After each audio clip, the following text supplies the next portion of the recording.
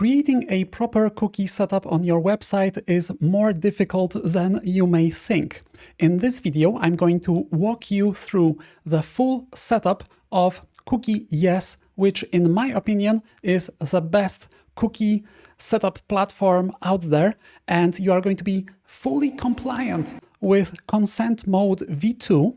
I'm going to show you how to set everything up on WordPress, then on the whole CookieYes web platform, and finally on Google Tag Manager, so that you are going to be fully ready to embrace these cookies. I have tried many cookie solutions in the past, including CookieScript, which is also a popular option, but finally I decided to go with CookieYes because it's just better, in my opinion. They have a way better WordPress plugin, and if you are on WordPress, then it's probably the way to go. I'm using it for my e-commerce store, and it has been working perfectly. It's certainly not the cheapest option out there, but it's certainly the best option, at least in my opinion. You can grab it for free, but then if you are running any e-com operation, it won't be working for you.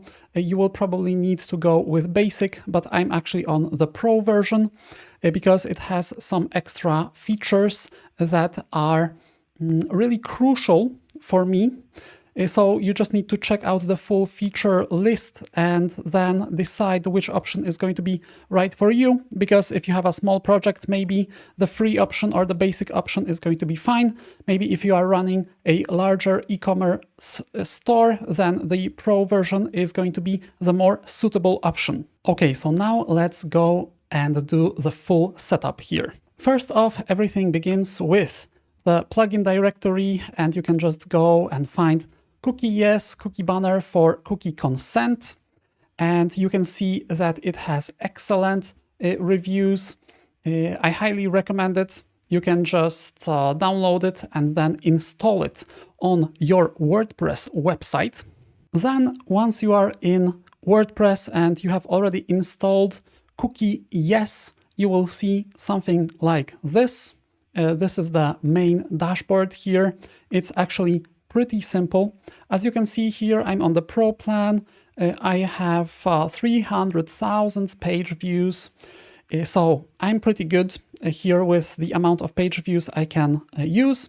You can see some statistics. For example, 90% of users reject cookies, while 81% accept cookies, which is pretty good. But I'm actually collecting data even from these people who rejected it, because I'm using server-side container on Google Tag Manager with the use of Stape, but that's another story. So you can see what's going on here. And then we have some really important settings here. So just make sure you don't miss out on these settings. First off, we need to enable Google Consent Mode. This is crucial for all of your Google Ads, Consent Mode, v2, and everything to be working properly. And then you have these default consent settings. So it's really important that all of these cookie categories need to be denied, except for the necessary cookies. So once somebody lands on your website, they need to first see this cookie pop-up, and at this point, all of the cookie categories need to be denied because they haven't agreed to any cookies. So you can go to Actions here. You can see all of these different categories. You will see that everything is denied except for these necessary cookies. Okay, so this is the proper setup here. You can just then save it. You can create different rules for different regions. So for sure, you need to create it for the whole European Union plus California. And then we have some other settings here. Wait for update 200 milliseconds, which is good. And then we have two really crucial settings here. Pass ad click information through URL. This should be set to on. So when enable, internal links will include advertising identifiers such as Google Click ID and so on and so forth. So this is really important for advertising. And then we have redact ads data. This should also be enabled. So when enabled and the default consent state of advertisement cookies is disabled, Google's advertising tags will remove all advertising identifiers from the requests and route the traffic through domains that do not use cookies. This is really important also for the consent mode. And since we are going to be setting everything up through Google Tag Manager, you also need some kind of Google Tag Manager plugin. After a lot of research, I have concluded that GTM Kit is the top plugin to go, because you need something to be injecting the main Google Tag Manager code into your website so that the CookieYes tag can just fire on all page views. And of course, you need it for all of your other GTM tags.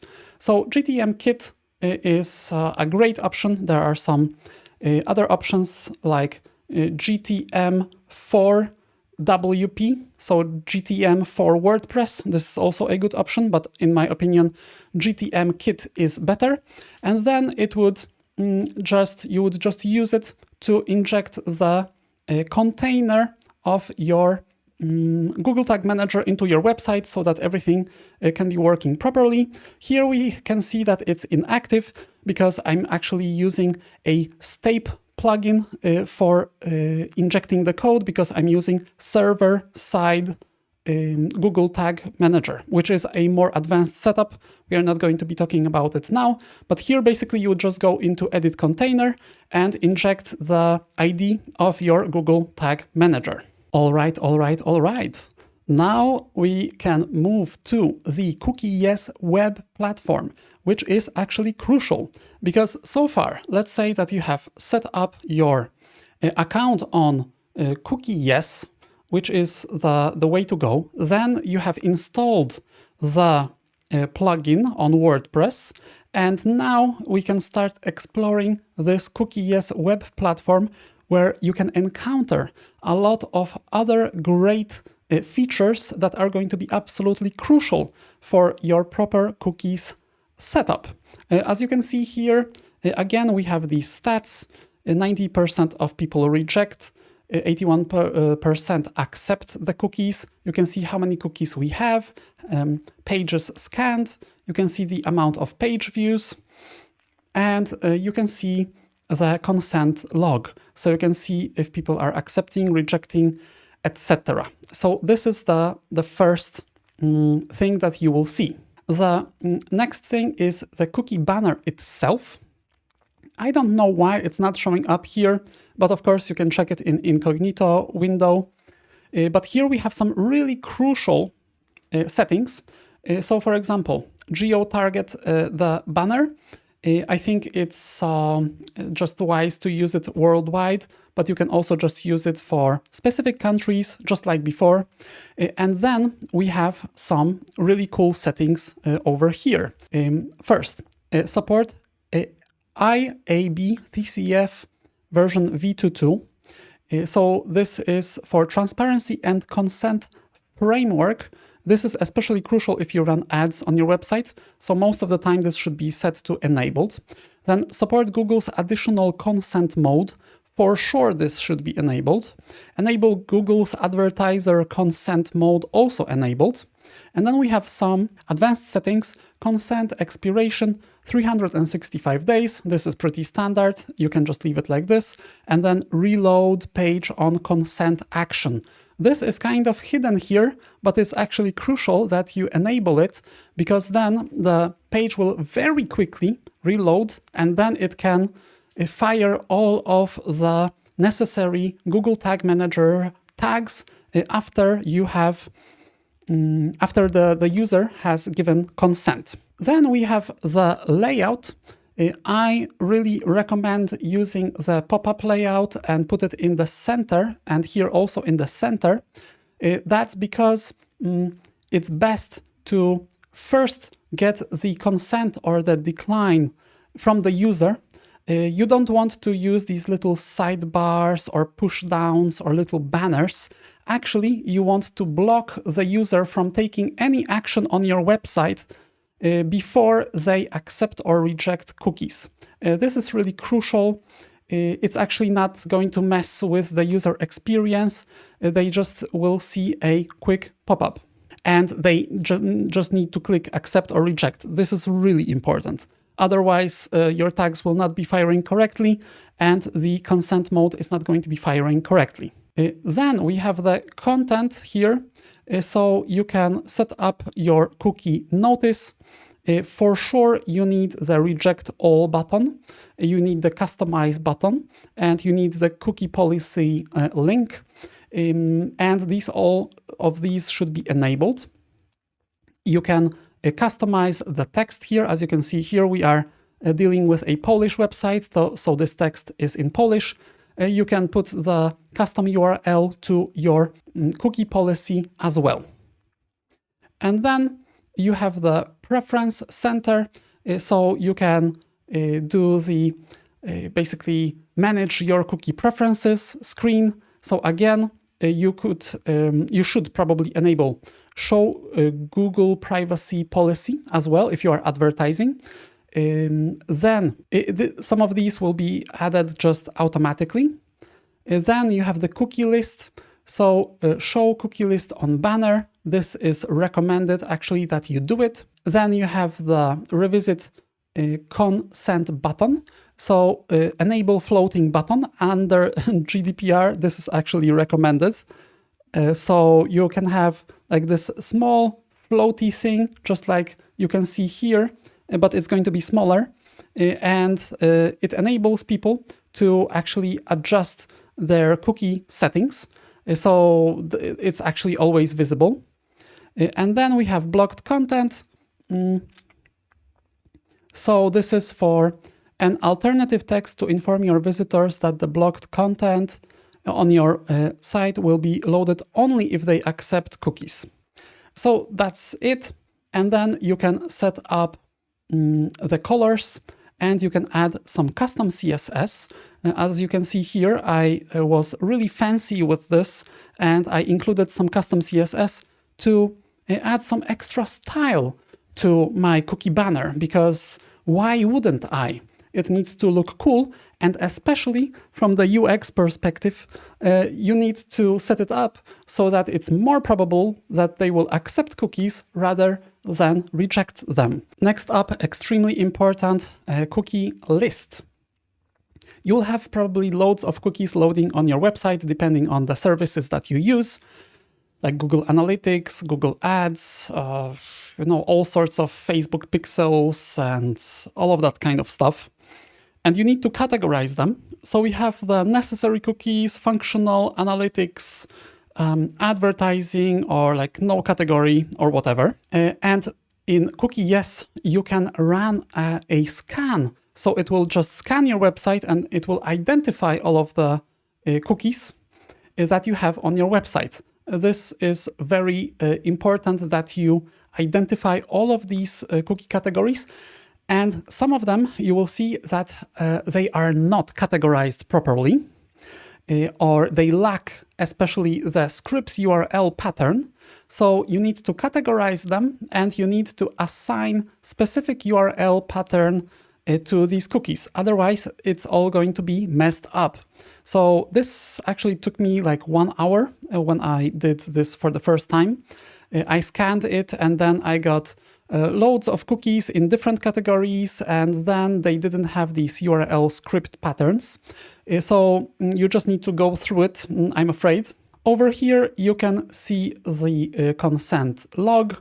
So you can just, if you are interested in that, you can see if people are accepting or rejecting. You can export this as CSV if you need it for any reason. Then you can set up the languages, so you can manage the required languages and translations for your cookies. That's especially crucial if you run a multinational website. And here in the advanced settings, you have some really crucial elements that are going to be used in the Google Tag Manager setup that we will be talking about in a second. First, cookie banner status. You can see here that it's active, so you have installed the WordPress plugin plus this here your account is active, and from here you get the installation code, which is again going to be crucial for the Google Tag Manager implementation. Then banner display status. This should be enabled. Disable banner on specific pages. You can do it, but I don't think it's necessary. Consent log enabled just for fun. Subdomain content sharing, not really necessary. And then we have the Google consent mode. And again, here everything should be enabled. Support GTM, always allow Google tags to fire before, consent. Actually, this should be disabled. But it doesn't matter. In my setup, they don't fire either way. Okay, you can check GTM status. So you can check it here, and you will see if there are any errors. Enable debug mode, and then Microsoft consent. So you can support the Microsoft UET and Microsoft Clarity.